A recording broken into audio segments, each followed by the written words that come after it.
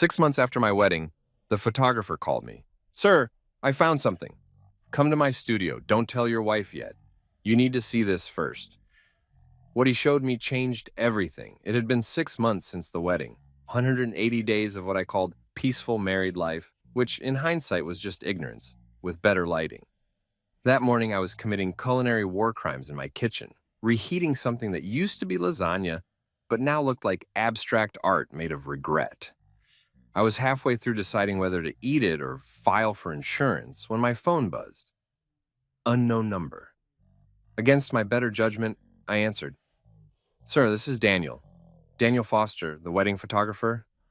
I froze. You know that slight panic when someone from your wedding calls half a year later? It's never to say, "Congrats. You two are adorable." It's either, "Can we use your photos for promo?" or, "Hey, about that restraining order." "Hey, Daniel," I said, trying to sound casual while scraping the radioactive cheese off my plate. "What's up?" He hesitated, that kind of pause that instantly kills your appetite. "I found something. You should come to my studio. Don't tell your wife yet." Now, I don't know what kind of something he meant, but when a man says, "Don't tell your wife," you automatically assume it's either a surprise party or the end of the world. No middle ground. I laughed, mostly because my brain refused to process fear before caffeine. "You're scaring me, Daniel. You should be," he replied, voice low, serious. Then the line went dead. Beautiful. Nothing like a cryptic message before breakfast to spice up your day on. I stared at my reflection in the microwave door, chewing my lip. Maybe it was something innocent, like he found lost footage of my drunk uncle dancing to Beyoncé. Or maybe, just maybe, it was one of those moments life politely whispers, "Hey buddy, buckle up. We're about to ruin your faith in humanity." 15 minutes later, I was on the road, gripping the steering wheel like it had personally offended me. The drive to Daniel's studio felt longer than our entire honeymoon. I kept running scenarios in my head. Maybe Melissa, my wife, had planned a late surprise gift, a photo album or video montage. Maybe Daniel was helping her pull off some belated romantic gesture. I wanted to believe that. I really did. But that voice in the back of my head, the one that sounds like my mother, kept muttering, "Son, when people tell you, don't tell your wife. It's never about cupcakes." His studio was downtown, wedged between a vegan candle shop and a yoga center that promised spiritual rebirth through gluten-free breathing. Typical artsy corner of the city, smelled like espresso and ambition. I parked out front, still half hoping this was a misunderstanding. When I walked in, it hit me. Same place, same vibe, but something felt off. The air smelled like burnt coffee and tension. The walls were lined with photos of smiling couples who looked like they still believed in forever. I envied their stupidity. Daniel stood behind his desk, pale stiff like he'd seen a ghost, or worse, my wife doing something stupid. "Hey," he said, voice thin. "Thanks for coming." "Sure," I said, pretending I wasn't 2 seconds away from having a stroke. "You said you found something?" He nodded toward a laptop on his desk. "Just sit. And whatever you do, don't freak out." Famous last words, I muttered, pulling out a chair. The seat creaked under me, like it knew drama was about to unfold.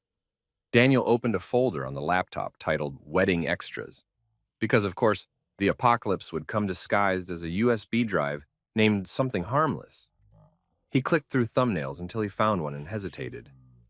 "Listen, I wasn't sure whether to show you this, but after what happened to my mom, I couldn't stay quiet." That sentence alone deserved its own therapy session. "What happened to your mom?"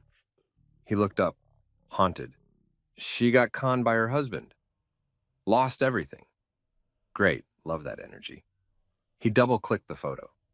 The image loaded slowly, pixel by pixel, like fate teasing me. First, I saw her dress. The white satin that cost me 3 paychecks and a portion of my sanity. Then her face, glowing, smiling. Except she wasn't looking at me. She was looking at someone else. A man in a suit, standing too close, my jaw clenched. "Is that—" Daniel exhaled. "That's Owen, her business partner, right?" "Business partner, yeah. The guy who called me bro every 5 minutes." He nodded grimly. "She told people he was family." I stared at the screen. Owen's hand was on her waist, not the polite family kind either. The photo was sharp enough to see her expression, playful, intimate. I remembered that moment clearly. The guests had been clinking glasses, the band was playing, and she'd slipped away to fix her veil. Guess she was fixing something else. I felt my stomach twist. You ever feel like your insides just logged out? That was me. I laughed bitterly. Wow, guess vows are just improv lines now. Daniel clicked another photo. This one even worse. Her sneaking a look at Owen while I stood in the background, smiling like the world's biggest idiot. The irony was cinematic. He rubbed his temples. I didn't mean to upset you, but you needed to see it. There's more, and it's not just about cheating. What do you mean? He hesitated, then opened a PDF file full of spreadsheets and scanned documents. Fake consulting firms, offshore transfers. Melissa and Owen are running a con. They've been scamming older investors, and from what I can tell, you're next on their list. For a moment, the room went silent, except for the faint hum of the computer fan. I didn't know whether to punch something or apply for witness protection. Daniel sighed. I stumbled across the files when she asked me to photograph some of their client events. Names didn't match. Numbers didn't add up. I started digging. I leaned back, processing. My brain was buffering. So to recap, you're telling me my wife might be cheating and running a white-collar crime ring on the side? He nodded slowly. I blinked. Well, at least she's ambitious. Daniel didn't laugh, but I could tell he wanted to. I know this is a lot. I'm sorry. I exhaled long and low. No, don't apologize. I always said she was too good at math. I just didn't realize she was using it for evil. He slid me a USB stick. Everything's here. Photos, files, messages. I didn't know who else to give it to. I stared at the tiny drive like it was radioactive. So what do I do now? He shrugged. That's up to you. But if I were you, I'd get ahead of it quietly. Quietly. Sure, because nothing screams quiet like discovering your wife is auditioning for a true crime documentary. I stood, pocketed the USB, and forced a smile. Thanks, Daniel, really. Next time I need wedding photos, I'll make sure the bride isn't a felon. He gave me a sympathetic pat on the shoulder. Be careful, sir.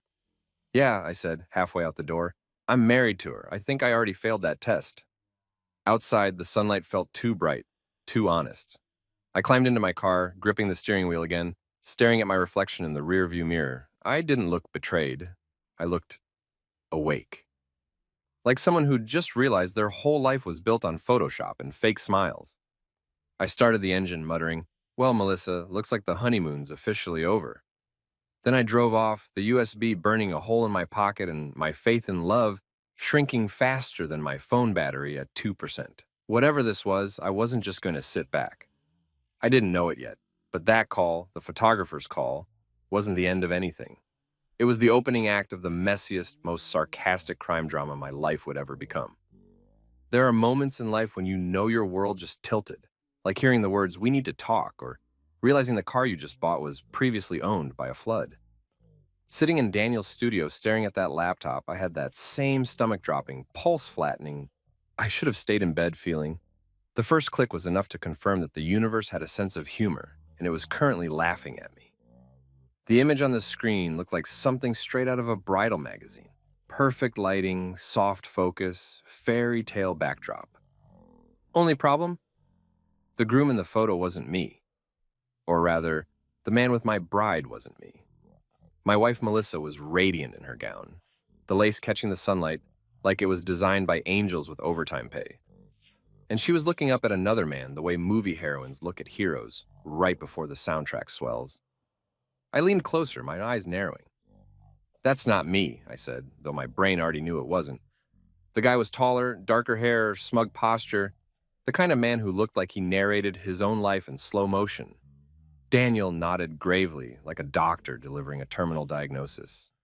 That's Owen, her business partner. Business partner, I repeated, tasting the word like it was a bad shot of tequila. She told everyone he was family. Daniel gave a humorless chuckle. Yeah, well, Family Inc. sure looked cozy that night. My mouth went dry. His hand, I started. Yep, Daniel said before I could finish. Definitely not resting in the safe for cousins zone. I blinked hard, trying to unsee it. No luck. My heart was sinking faster than my crypto portfolio. He clicked again. Another picture popped up, this one worse. Melissa and Owen behind the reception hall. near the ivy wall that cost me an extra grand to decorate. Her lipstick was smudged. His tie was undone. I remember that exact time during the wedding. I'd been inside thanking the guests while she'd gone to freshen up. Turns out freshening up had a new definition. Daniel hesitated before scrolling again, like even he didn't want to witness the next level of betrayal. Look, man, I thought it might just be friendly, but then I noticed something weird about the timestamps. These weren't taken during your reception. Some of them are from the rehearsal dinner. Some from the morning of the wedding. The morning? I said, my voice cracking slightly. So while I was giving my groomsmen pep talks about punctuality, she was giving her business partner something else? Daniel winced, pretty much. My laugh came out harsh, humorless. You know what's wild? My mom told me to trust my gut that morning, said, Melissa looks nervous. Maybe she's hiding something. And I said, Mom, relax. She's just emotional. Yeah, turns out Mom's intuition was FBI level. Daniel gave me a look that was equal parts sympathy and discomfort. It gets worse. Of course it does, I said. When does it ever get better? He pulled up another folder, this one labeled Accounts. Inside were PDF statements, contracts, and fake invoices that looked professional enough to fool a tax auditor. I found these attached to an email she accidentally forwarded to me, Daniel explained. At first I thought it was just spam, but then I noticed her name and yours on some of the company documents. I frowned. Mine? I've never even heard of these companies. You own them. Technically, he said, turning the laptop toward me. Or at least your name does. See here, Melissa used your personal info to register 3 shell companies. Same addresses, same email variations, slightly altered signatures. I scanned the digital forms. My signature crudely copied and pasted onto lines I'd never signed. That's identity theft, I muttered. Exactly. And the man in these photos, Owen, he's been transferring money through those fake accounts. They're using the companies to launder funds from bogus consulting services. Classic scam. The only difference is they decided to make you their silent partner. Very silent. I sat there staring at my name on screen like it belonged to someone else. Unbelievable, I whispered. She didn't just cheat on me. She invested in the betrayal. Daniel leaned forward. I debated showing you. But after what happened to my mom, she got conned by her second husband, lost her savings. I couldn't watch another good person get destroyed by someone they trusted. I nodded numbly, trying to swallow the lump in my throat. Appreciate that, I said, even though appreciation felt too small a word. We sat in silence for a moment. The only sound the hum of his computer and the faint clicking of the ceiling fan. Then I forced a grin, the kind people wear when their sanity's hanging by dental floss. Well, I said finally, at least she's ambitious. Con artist and multitasker. I sure know how to pick them. Daniel gave a weak smile. You okay? Oh, totally, I said. My wife might be Bonnie, her boyfriend's Clyde, and apparently I'm the getaway driver. But yeah, I'm peachy. He hesitated. You should go to the police. Yeah, I said, staring at the screen again. And tell them what? That my wife started an LLC of lies and used my name to fund her love story? I laughed again. Sound sharp. You know how that would sound? They'd probably ask if I have any proof she didn't just forget to tell me about our new business venture. Daniel slid me a flash drive. Everything's here. Copies, backups, emails, timestamps, even her messages with Owen. She's sloppy. I don't think she expected anyone to notice. I turned the tiny drive over in my hand. It felt like holding a grenade with a very pretty USB logo on it. So what now? I asked. He sighed. That's your call, man. If you go to the cops, she'll deny everything. If you confront her, she'll spin it. But if you wait, maybe you can find out what she's planning next. I rubbed my temples, feeling the beginnings of a migraine. Fantastic. A mystery with my bank account as the prize. Daniel offered a sympathetic shrug. Look, I'm sorry. I wish it was better news. I stood up, sliding the drive into my pocket. Nah, this is great, I said sarcastically. I've been meaning to spice up my marriage. Nothing says romantic revival like felony charges. He tried to smile, but it came out more like a grimace. Be careful, people like her. Once they know, they get dangerous. I'll keep that in mind, I said, walking toward the door. And Daniel? Yeah? Next time someone hires you for a wedding, charge double. Emotional damage isn't covered under your normal rates. That got a small laugh out of him. Take care, man. Outside, the sunlight stabbed my eyes like it was personally offended by my life choices. The city noise felt louder, every honk and shout, a reminder that the world kept spinning, even when yours just fell apart. I got in my car and sat there, gripping the steering wheel until my knuckles turned white. My mind replayed every moment of the wedding, the vows, the speeches, the way she'd cried during her toast. I thought she was moved by love. Maybe it was guilt. On the drive home, my thoughts ping-ponged between fury and disbelief. She had everyone fooled, her friends, her family, even me, and I prided myself on being observant. I'm the guy who notices when someone rearranges the spice rack. Yet I somehow missed the fact that my wife was running a mini mafia operation out of our marriage license. At one red light, I laughed out loud. A woman crossing the street looked at me like I had just escaped from somewhere secure. You ever think about how dumb you have to be to get conned by your own spouse? I muttered to no one, shaking my head. The universe didn't answer, it never does.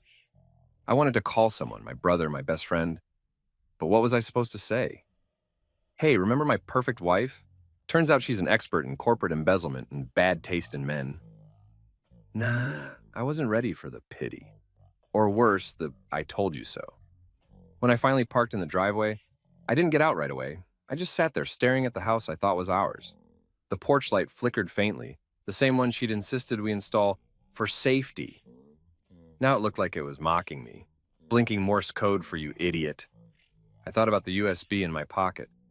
One tiny device holding the receipts to ruin someone's life. My life, if I didn't play it right. I wasn't sure yet what my next move was, but I knew one thing for certain.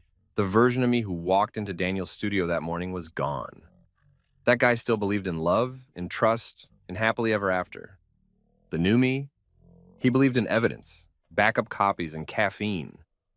As I finally stepped out of the car, I looked up at the house and exhaled. All right, Melissa, I said quietly. You picked the wrong guy to scam. Then I walked inside, rehearsing the calm, clueless smile I'd need to survive the next conversation. Little did she know, the game had just flipped, and I had the photos to prove it. You ever drive home after finding out your marriage might qualify as a white-collar crime?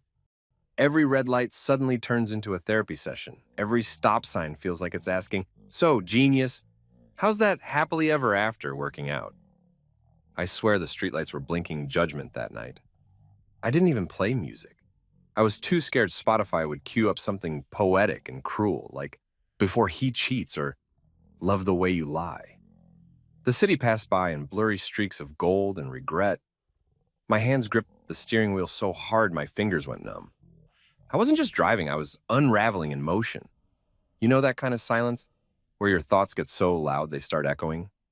That was my car, just me, the hum of the engine, and the mental replay of every red flag I'd ignored.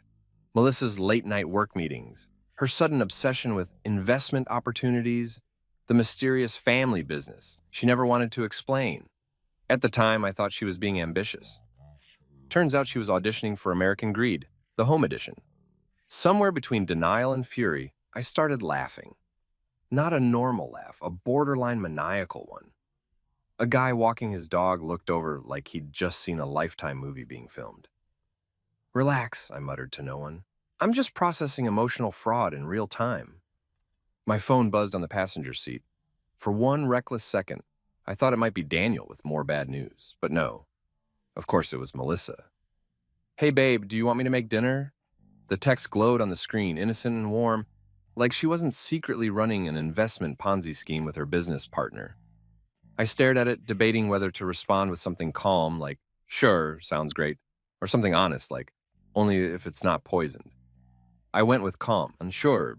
I'll be home soon, I texted, adding a smiley face because nothing hides emotional collapse like good punctuation. The drive felt longer than it should have been. The GPS voice told me to turn right, but all I wanted to do was drive straight into a sunset and pretend none of this existed.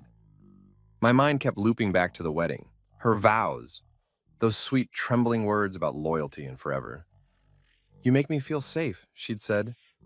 Yeah, well, it turns out she meant financially safe. I could almost see her mother's smug grin that day, sitting in the front row like she'd just won the Powerball. Maybe she already knew her daughter was marrying an ATM with a pulse. When I finally pulled into our driveway, the porch light flickered.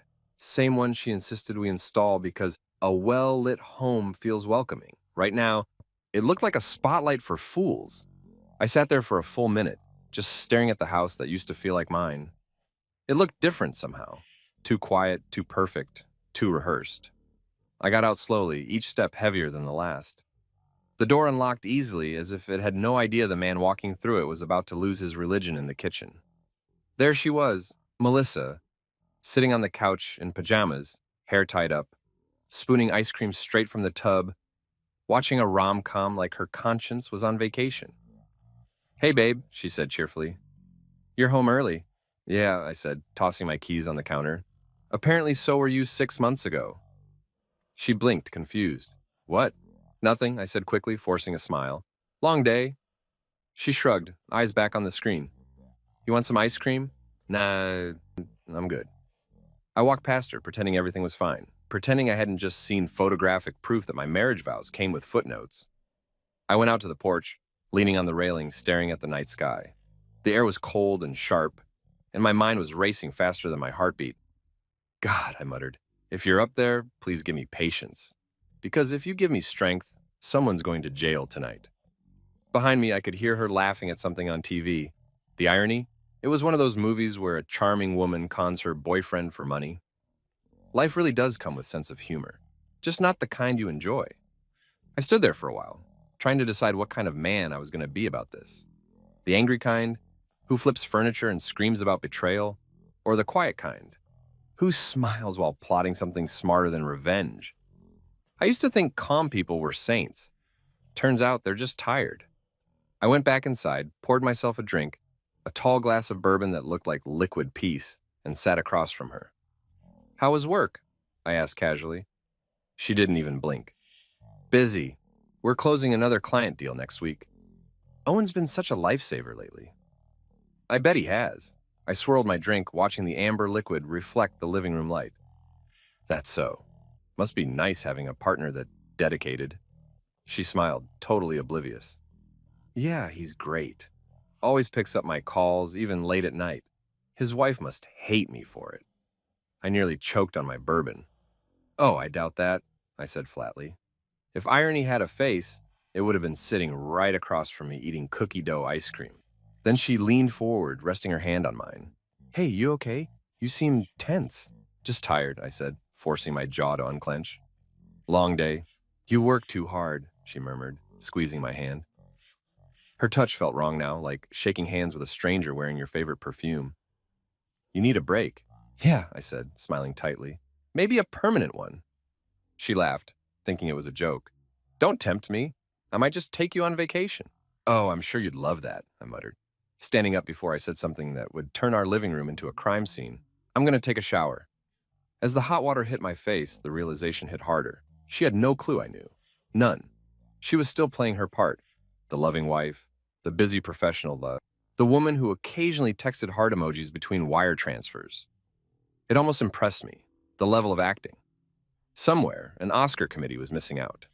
When I got out, she was already in bed, scrolling through her phone. "Good night, babe," she said sweetly. I stared at her for a moment, watching her thumbs dance across the screen. For all I knew, she was texting Owen goodnight too.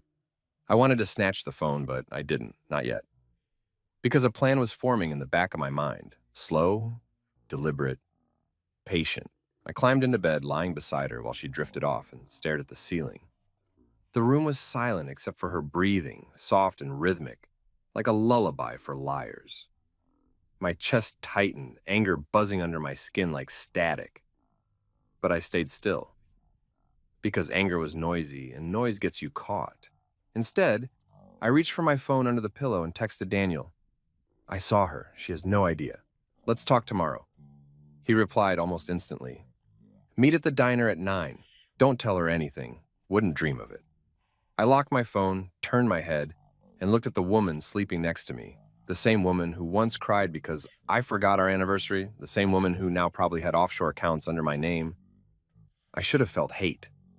But what I felt instead was clarity, the kind that comes right before a storm hits. I wasn't going to yell or cry or beg. I was going to outsmart her. She'd built her little empire of lies carefully, but she forgot who she married. I work in compliance, for crying out loud. My entire job is catching people breaking rules, and now, apparently, I was married to the case study. As I lay there, the ceiling fan spun above me, slicing through the air in steady rhythm, and I thought about my next move. Evidence first, emotions later. She had the head start, but I had something better: motivation. When she rolled over in her sleep and rested her head on my shoulder, I didn't flinch. I just whispered softly, "You really shouldn't have messed with someone who reads fine print for fun." She sighed, content, completely unaware that her bedtime story was over, and her expose was just beginning. That night, I didn't sleep. I watched the sunrise crawl across the ceiling, painting the room gold while my brain drafted blueprints for her downfall. The game was on, and for the first time on that cursed wedding day, I wasn't the fool in the photo anymore. I was the man behind the camera now, the one watching, waiting, and ready. Sleep. And I broke up that night. It wasn't mutual. It was her, not me. Around 1 a.m., I gave up pretending. My eyes were open, my mind was a crime scene, and the ceiling fan kept spinning like a hypnotist saying, "Remember every dumb decision you've ever made." So I got out of bed, careful not to wake the sleeping criminal beside me, and padded down to the kitchen where the air smelled faintly of betrayal and leftover pizza. I flicked on the light. My reflection in the microwave looked like a man auditioning for a mental breakdown commercial. I grabbed a notebook, the kind I use for work audits, and slapped it on the table like it was a confession booth. If Melissa wanted to play secret agent, fine. I'd be the detective, budget version maybe, but still. Page 1, Operation Reality Check. Underneath, I drew 2 columns, red flags and why I ignored them. Spoiler, both lists were long. Red flag number 1, her sudden late meetings. I wrote claimed to be working with overseas clients, always came home smelling like expensive cologne I don't own. Red flag number 2, the new perfume. Deception by Dior. Okay, technically it was called Delicate Desire, or something French and misleading, but the point stood. Red flag number 3. That time, she said, "If anything ever happens to me, make sure you keep my password safe." At the time, I thought it was romantic trust. Now I realized it was probably a contingency plan for when the FBI showed up. I sat there listing, connecting dots, trying to make sense of the timeline. Every girls' night out, every business trip, every phone call she took on the porch whispering, "Don't worry, he's asleep." Yeah, he was asleep. Now he's awake with receipts. At some point, I started laughing, one of those half-mad, half-holy laughs you do when you realize your life could easily become a Netflix documentary. Even the cat outside paused mid-meow to stare through the window like, "You good, buddy?" "No, Mr. Whiskers," I said aloud. "I'm not good, but thanks for asking." By 2 a.m., the notebook looked like a conspiracy wall without the string. My handwriting devolved into manic hieroglyphics. Check joint account statements. Investigate fake companies. Don't die of stress. I poured another cup of coffee, so strong it could have been used as jet fuel, then opened my laptop. Emails, texts, bank portals. I went through them all. I wasn't hacking, I was marital auditing. 2 hours later, I'd confirmed 3 weird payments from our shared savings to a consulting agency I'd never heard of. The description field said, Project Aura. The only aura I felt was rage. Then I checked her Instagram. Of course, she was private now, but old posts told stories I hadn't noticed. Subtle captions. Teamwork makes the dream work. Business partners. Translation. We're scamming boomers and loving it. Around 4 a.m., I texted Daniel. Found transactions matching your files. You awake? He replied instantly. Bro, it's 4 a.m. Go to sleep. Can't. Got caffeine and vengeance. He sent a laughing emoji, then added, We'll meet tomorrow. Bring everything. I closed the laptop, leaned back, and stared at the ceiling again. The anger had cooled into something sharper. Focus. My mom used to say, when people show you who they are, take notes, it'll come in handy later. Well, Mom, I was taking notes like a man trying to win an Oscar for best performance in a revenge thriller. I thought about waking Melissa, confronting her, demanding an explanation. But what would that accomplish? She'd cry, deny, manipulate, Maybe even flip it on me. Classic gaslighter's playbook. No, I'd play this her way, quietly, cleverly, smiling while sharpening my knife. By dawn, the kitchen looked like a detective's office. Coffee cups, scribbled papers, laptop glowing like evidence. I opened the blinds. The sunrise hit the window in streaks of orange, and for the first time, I didn't think it looked beautiful. It looked like judgment. When Melissa walked in, yawning, wearing one of my shirts like she hadn't ruined the concept of trust, I forced a grin. Morning, babe. She smiled sleepily. You're up early. Yeah, I said, sipping coffee. Couldn't sleep. Been thinking about finances. Her eyes flickered, quick but noticeable. Finances? Yeah, taxes, accounts, exciting stuff. I smiled, deliberately casual. She chuckled nervously. Wow, sounds thrilling. You have no idea, I said, my tone sugar-coated poison. She went to the fridge, humming. Same routine, like nothing was crumbling. Watching her was surreal, like watching a magician after you've already seen the trick explained. Every movement calculated, every smile rehearsed. When she left for work, I followed her car discreetly for a few blocks. Call it paranoia, call it curiosity, same difference. She stopped at the corner cafe, met with someone briefly, then drove toward her office. I parked nearby, watched her walk in, all confident heels and fake smiles. For a second, I almost admired the performance. Almost. Then my phone buzzed, a text from Daniel. You still alive, Detective Dad? Barely. Meet me at noon. Bring coffee. I drove home, adrenaline slowly giving way to exhaustion. The house was quiet again.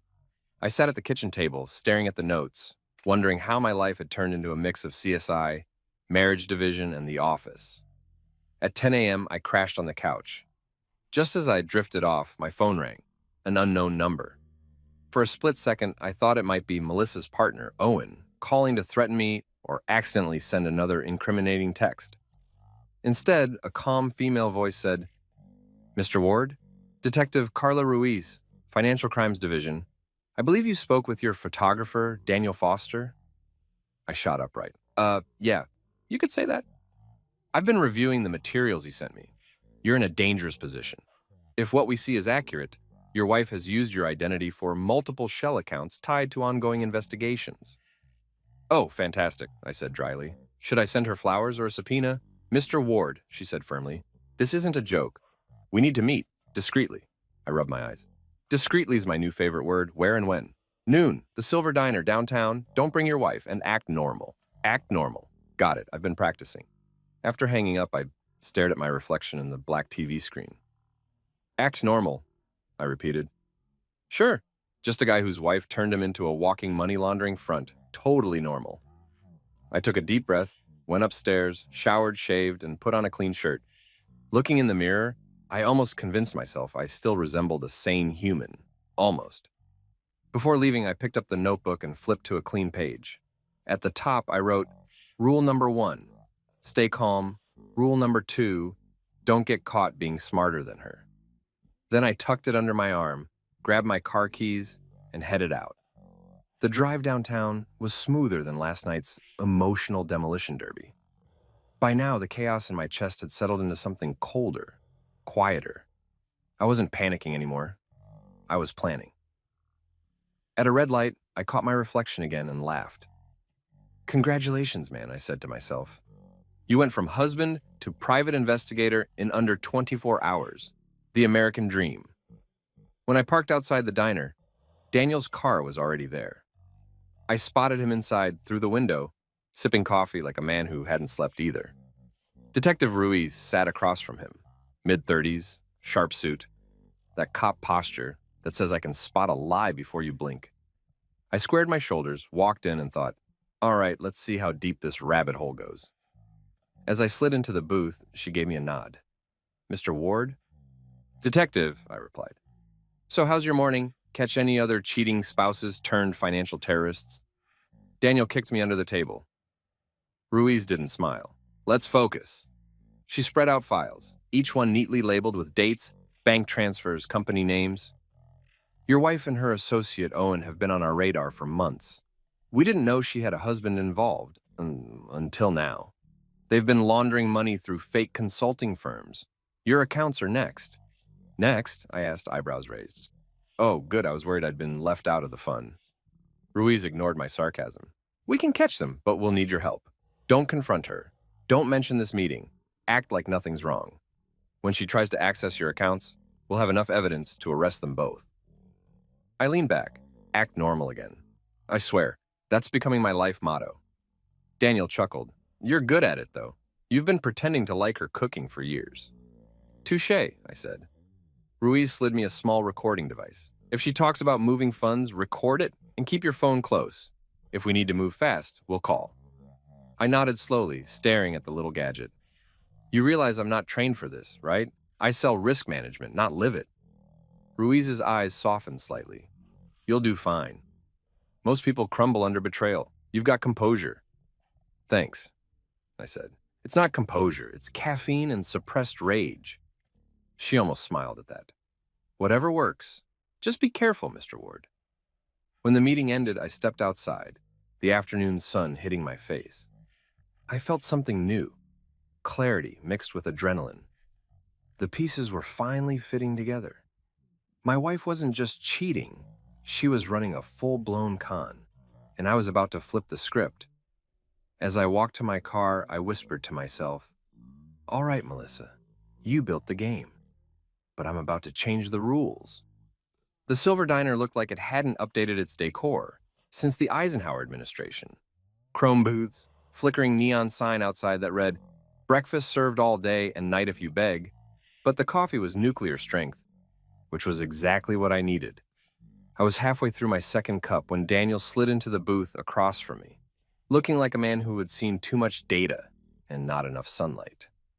A minute later, Detective Carla Ruiz arrived, trench coat, bun so tight it could cut diamonds, eyes that said, I haven't laughed since 2009. She placed a folder on the table like it was a weapon. Mr. Ward, Daniel tells me you're ready to cooperate. Cooperate? I said, swirling my coffee. Detective, at this point, I'm ready to join the Witness Protection Program, change my name to Chad from Ohio, and sell furniture on TikTok. Daniel snorted, which earned him the look from Ruiz. She wasn't the kind of woman who believed in humor. She believed in facts, files, and caffeine as a moral duty. She flipped open the folder, revealing pages covered in charts, account statements, and photos that made my stomach twist. Your wife and this man, Owen Thatcher, have been laundering money through a chain of fake consulting firms. The funds originate from older investors who believe they're buying into legitimate projects, retirement condos, tech startups, even charity foundations. Because nothing says charity like wire fraud, I muttered. She continued unfazed. They move the money overseas, then pull it back through dummy invoices under your name. We believe the next phase involves transferring your pension and joint savings. If that happens, you'll be liable unless we intercept it. Daniel leaned forward. That's why we called you in. We can catch them red-handed, but you'll have to play along. I raised an eyebrow. Play along? What am I, an undercover husband? Exactly, Ruiz said. We'll need you to act as though you still trust her. Keep your routine. Keep her close. When she brings up money, especially moving funds overseas, you stall, feign confusion, and let us know. The moment she initiates the transfer, we'll step in. I let out a slow whistle. You want me to sleep next to my own embezzler while pretending I'm just another clueless husband who can't work a spreadsheet? Daniel smiled grimly. Well, you've already been doing that pretty well. Touché, I said. You realize if this were a movie, I'd die in Act 2, right? Carla didn't blink. Then don't. I stared at the coffee for a beat, watching the surface ripple. This was insane. 6 months ago, I was debating whether to buy an air fryer.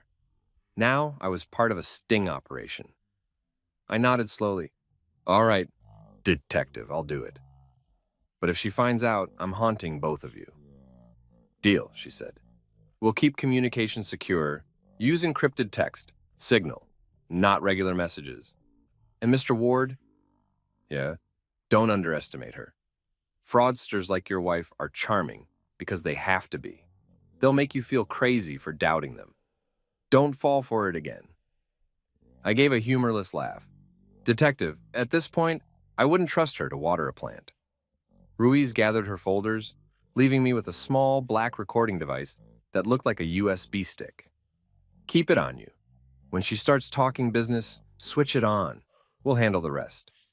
She stood, tossed a few bills on the table for her untouched coffee, and left without another word. Daniel exhaled like he'd been holding his breath for an hour. Man, she scares me. Yeah, I said, I like her. Reminds me of my mother. He laughed weakly. You sure you're ready for this?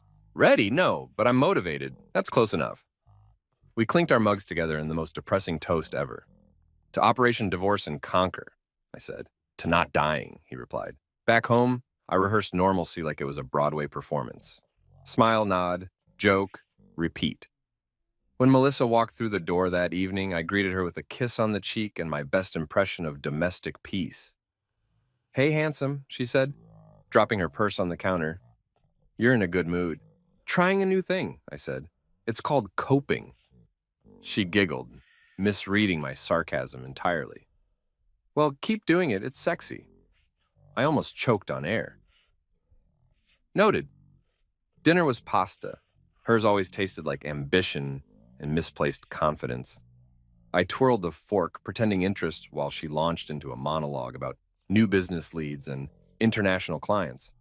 I could practically hear the quotation marks. That's great, I said. What kind of clients? Just, investment people, she said vaguely. I'll show you sometime. Can't wait. Every word out of her mouth now sounded like a riddle with bad intent. When she said partnership, I heard crime ring. When she said meeting, I heard felony. After dinner, I excused myself to the garage, claiming I needed to fix the water heater. In reality, I recorded my first report into the little device Carla gave me. Subject A, aka my wife, continues to act normal. Possible sociopath. Spaghetti underseasoned.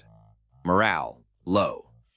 If the detective ever played it back, she'd either arrest me or recruit me for stand-up comedy. Later that night, I lay in bed pretending to watch a show while she scrolled through her phone. Occasionally, she'd glance at me with that smile that used to melt me and now just made me itch. Every time her screen lit up, I wondered if it was Owen on the other end, whispering sweet nothings and wire fraud strategies. I wanted to ask, why, Melissa? Wasn't I enough? But then I remembered, people like her don't break hearts because they're missing something. They do it because they can. Power's their love language. The following morning, Daniel texted, Detective says to test her curiosity. Bring up the idea of investments, see if she bites. So at breakfast, while she poured orange juice like we were on a sitcom, I casually said, you ever think about investing some of our savings? Stocks, crypto, maybe real estate? She froze mid-pour, then smiled too quickly. Funny you mentioned that. Owen was just talking about an opportunity overseas, tax-efficient, great returns. Bingo. Oh yeah, I said, pretending interest. What's the project? Something to do with sustainability, she said, waving a hand like details were beneath her. You wouldn't understand the technical side. You're right, I said, sipping my coffee. I barely understand why my toaster has a Wi-Fi button. She laughed. You're adorable. Yeah, adorable and about to record you, sweetheart. When she left for work, I sent a message to Ruiz. Target engaged, mentioned overseas investments. She replied within a minute. Good, stay in character, we're closing in. I stared at that message for a while, feeling equal parts vindicated and terrified. This wasn't just emotional drama anymore, it was federal. That night, Melissa came home late, smelling like expensive perfume and deceit. She slid into bed beside me and whispered, I think we're about to hit something big, life-changing. I forced a yawn. You don't say. I'll tell you soon, she murmured. You're going to be proud of me. I smiled in the dark. I already am. Except what I really meant was, I already know. The next day, I met Daniel at the diner again. He looked both thrilled and exhausted. Carla's team traced the shell accounts. They're building the case. You just need to keep her talking. I nodded. Easier said than done. She's got the world's best poker face. Then be better, he said. You got something she doesn't.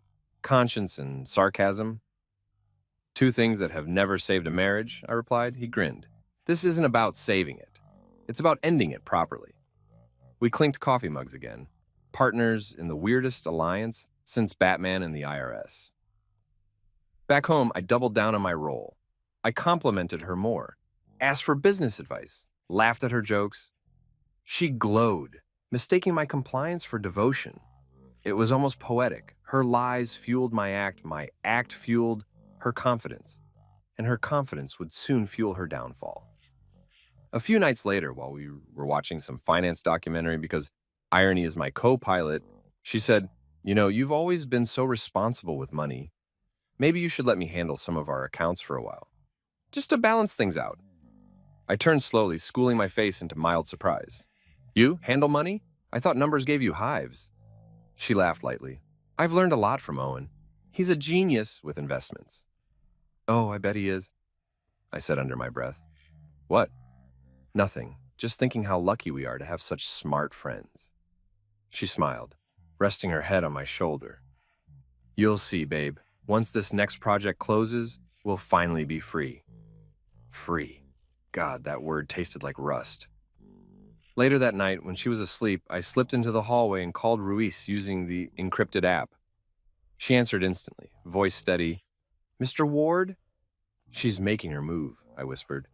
Mentioned handling accounts, said Owen's teaching her. Good work, the detective said. We're ready. When she asks for your signature or transfer authorization, delay her. Tell her you need to review documents. We'll have agents on standby. I nodded, heart pounding. Copy that. Be careful, she added. People cornered by exposure do desperate things. I glanced back at the bedroom door where my wife slept peacefully, the picture of innocence. Yeah, I said quietly. You don't have to tell me twice. When I hung up, I leaned against the wall, exhaling the breath I'd been holding since this nightmare began. My life had turned into a chessboard, and every smile, every word was a move. The trick was to stay calm, stay invisible, and let her believe she was still winning. I went back to bed, staring at the ceiling as the clock ticked toward midnight. For the first time, though, I didn't feel powerless. I felt aligned, and I had allies now. A detective with a steel spine, a photographer with a conscience, and a husband who finally stopped pretending. As I closed my eyes, I whispered to the darkness, Sleep tight, Melissa. Tomorrow, the real show begins. If the Oscars ever decided to create a category for Best Husband, pretending not to know his wife's a criminal, I'd be walking home with a gold statue. The past 2 weeks turned me into an actor so good I started believing my own lines. I smiled. I joked. I nodded like a golden retriever, all while secretly recording everything on a USB drive smaller than a Tic Tac. Every morning I'd wake up beside Melissa, stretch, yawn, and think, Good morning, fraud in a robe. She'd kiss me on the cheek, humming, blissfully unaware that I was part husband, part undercover operation. It was weirdly exhilarating, like living in a rom-com directed by the FBI. She kept playing her part too, Mrs. Perfect.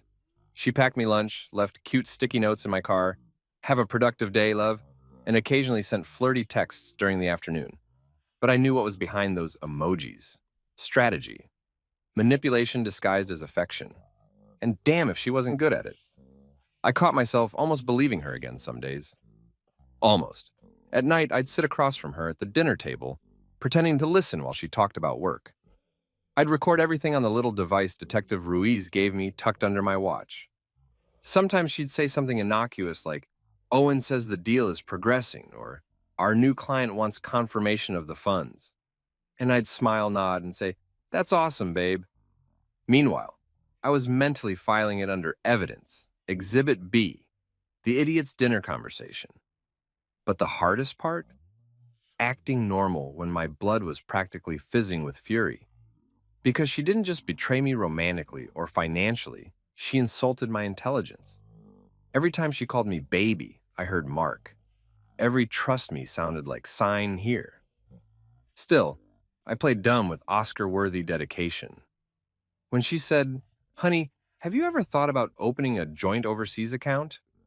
I blinked innocently. Overseas, like Switzerland or those islands with the rich people? She smiled sweetly. Exactly. Oh, I said, scratching my head. I think my credit score still screams broke American. Would they even let me in? She laughed, the sound tinkling and hollow. You're so funny, she said, patting my hand. I'll handle it. And right there, she gave me my opening line for Detective Ruiz. Target plans to handle account personally, proceed with surveillance. The routine became my second life.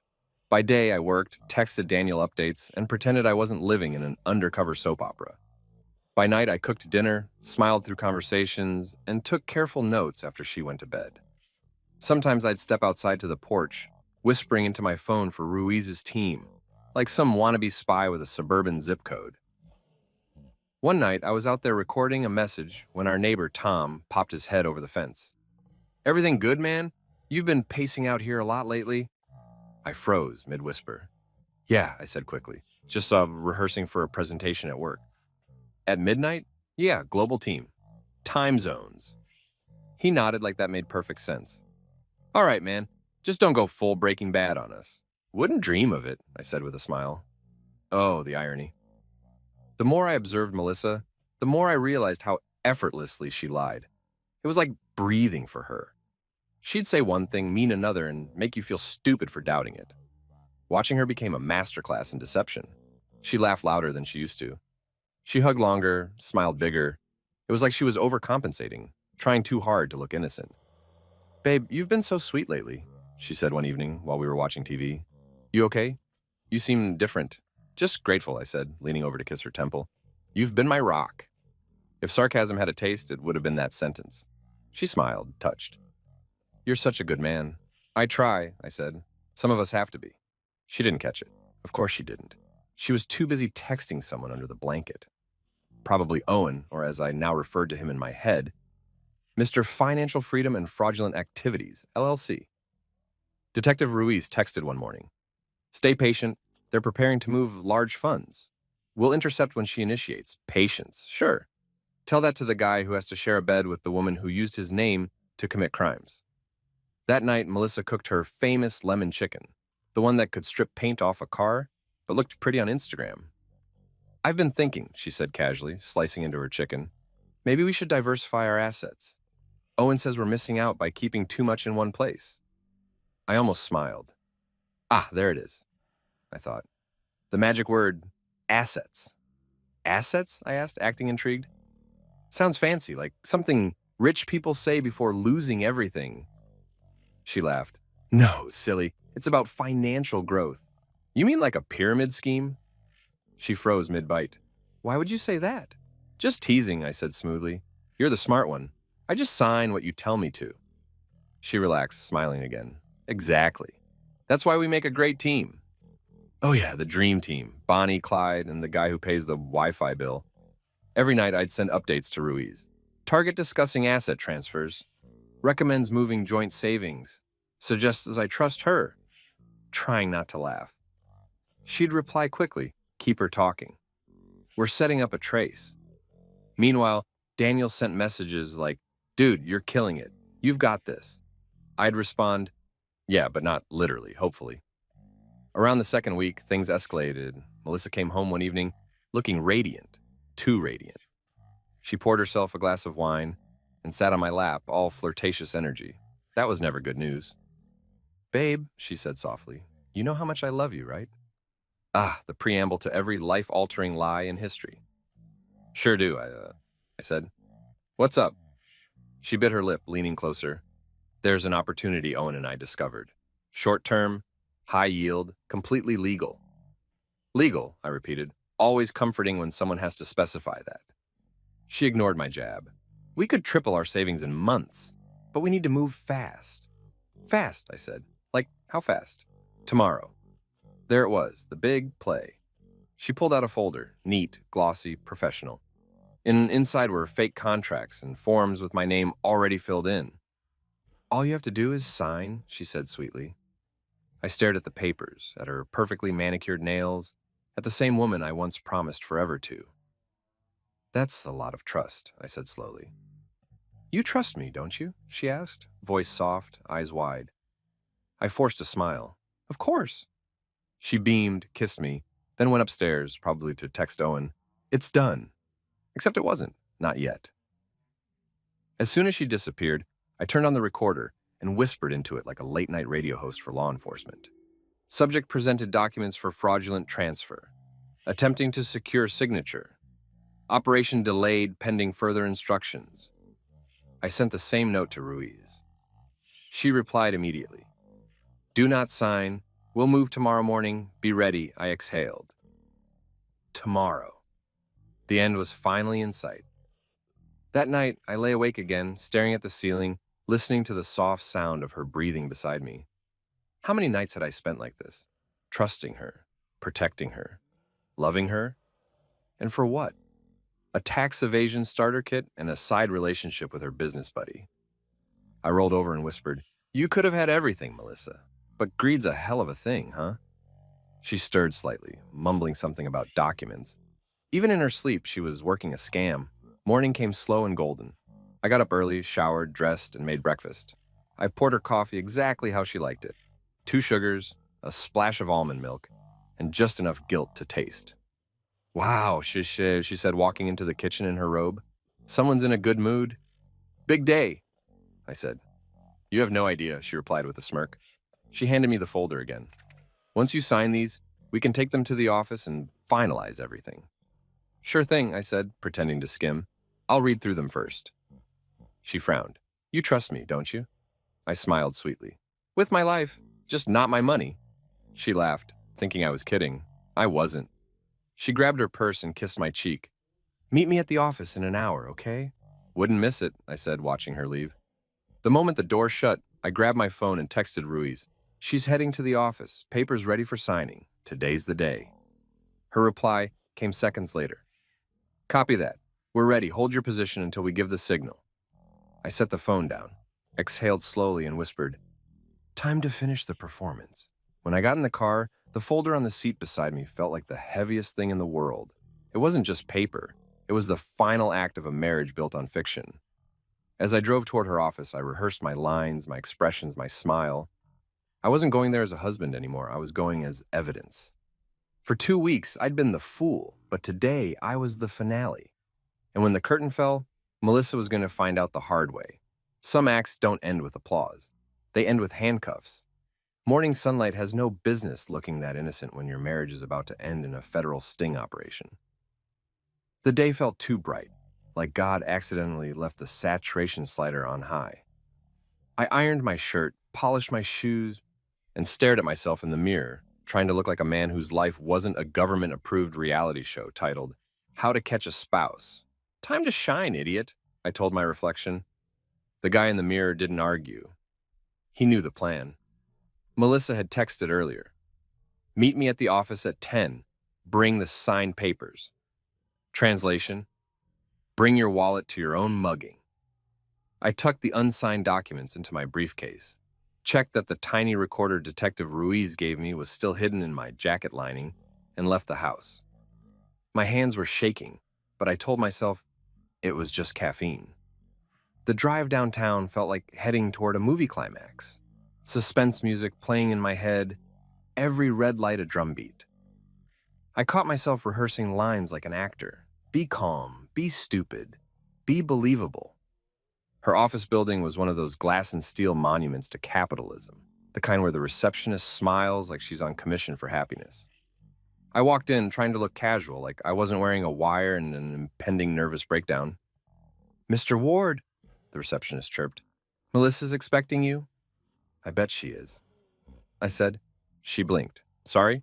Nothing. Great building. Love the plants. I took the elevator up, heart pounding hard enough to register on the Richter scale. As the doors opened on the top floor, I spotted Melissa waiting by the conference room, polished, radiant, and entirely too pleased with herself. She looked like the poster child for trust issues. Hey, you, she said, walking over and kissing my cheek. Her lipstick smelled expensive. You look nervous. Public speaking, I said. Always hated presentations. She laughed, clueless. Don't worry, see, this will be quick. Owen's setting up the transfer. Oh, good, the co-star's here too. Inside the room, everything screamed fake success. Glossy tables, motivational quotes on the wall. Dream bigger, earn faster. Yeah, right. Two interns hovered by laptops, pretending not to hear anything. Then Owen walked in, grinning like a used car salesman who just hit his bonus. He clapped me on the shoulder. "Ethan, buddy, ready to make some real money?" I fought every instinct not to wipe off his hand. "Absolutely," I said. "Let's get rich or indicted together." He laughed, thinking I was joking. People always do right before karma starts printing receipts. Melissa gestured toward the table. "Here are the final documents. Just a few signatures, and we'll be on our way to doubling our assets." I took my seat, placing my briefcase beside me. The air conditioning hummed. Somewhere in the hallway, I thought I heard footsteps. Ruiz's team taking positions, maybe. I hoped. Owen slid the papers across the table, all smiles. "We've already filled everything out for you. Very straightforward." "Straightforward," I repeated, flipping through pages filled with numbers that could have been hieroglyphics for all I cared. "And this temporary transfer, how temporary are we talking? A week, a lifetime, eternity?" He chuckled. "Just until the funds clear offshore. Then we'll reinvest." "Offshore," I said slowly. "Always loved a good nautical adventure." Melissa frowned slightly. "Babe, you're overthinking it. It's routine." "Routine fraud. Yeah, I'm learning," I muttered. "What?" she asked. I smiled wide. "I said I'm learning." She relaxed again, mistaking sarcasm for stupidity. "Honestly, that's been my greatest talent lately." I twirled the pen between my fingers, stalling. "So, let me get this straight. We send money overseas, wait for it to grow, and then it comes back bigger?" Owen nodded enthusiastically. "Exactly. Just like a boomerang. Except boomerangs usually return." He blinked. "Sorry? Nothing, just clarifying." The recorder in my pocket was catching every word, and I prayed to whatever deity governs Wi-Fi signals that Ruiz was listening. Melissa reached over, gently touching my hand. "Sweetheart, you trust me, don't you?" That line hit differently now. Once upon a time, it meant love. Now it meant trap. I looked into her eyes, the same ones that said forever in our vows, and smiled. "Of course I do." I lowered the pen, poised above the signature line. Then, right on cue, the conference room door swung open. Detective Ruiz strode in, flanked by two uniformed officers. Her expression could freeze lava.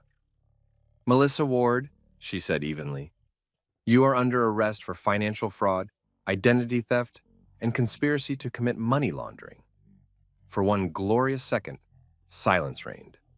Melissa's face drained of color. Owen's grin melted like cheap ice cream. The interns pretended to vanish behind their monitors. "What?" Melissa stammered, rising from her chair.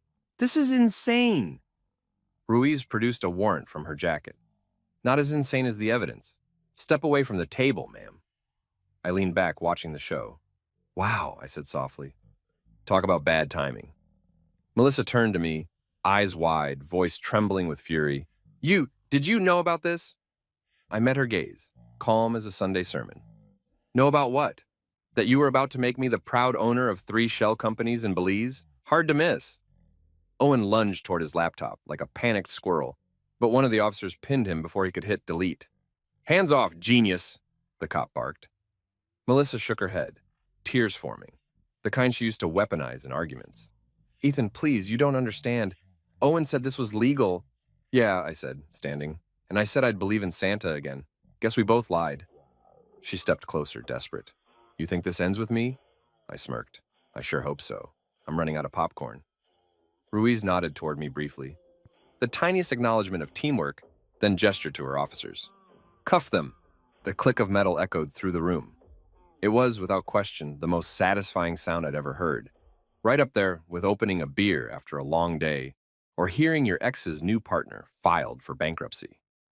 As they led Melissa toward the door, she twisted to look back at me. "You set me up!" she screamed. I shrugged. "Technically, you set yourself up. I just brought snacks." She cursed under her breath as the officers guided her out. Owen, meanwhile, looked like he was calculating which friend he could call for bail money. Spoiler, none. When they were gone, the interns finally peeked up, wide-eyed. One whispered, should we still order lunch?" I stared at him. "Absolutely. Get extra fries. It's a celebration." After the arrests, Ruiz and I stepped into the hallway. She removed her earpiece, exhaling slowly. Good work, Mr. Ward. You held it together. Held it together? Detective, I deserve a medal. Or at least a therapist on retainer. She cracked half a smile. We'll handle the rest from here. Her accounts are frozen. You're legally clear. Clear, I repeated. That's a nice word. Haven't heard it in months. She nodded. I'll be in touch about the trial. As she walked away, Daniel appeared down the hall holding 2 coffees like a proud soccer mom at a victory game. Did I miss the fireworks? I grinned. Only the best part. She said you set me up and everything. Classic, he said, handing me a cup. So, how's it feel? I took a sip, savoring it. Like justice with a hint of caramel? He laughed. Man, I still can't believe your life turned into a legal thriller. Yeah, neither can my blood